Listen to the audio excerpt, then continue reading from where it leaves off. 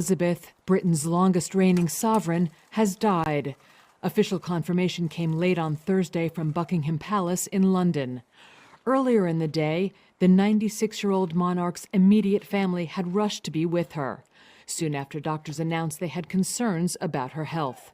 The Queen, Britain's longest reigning sovereign, had been suffering from what royal officials called, quote, episodic mobility problems since the end of last year.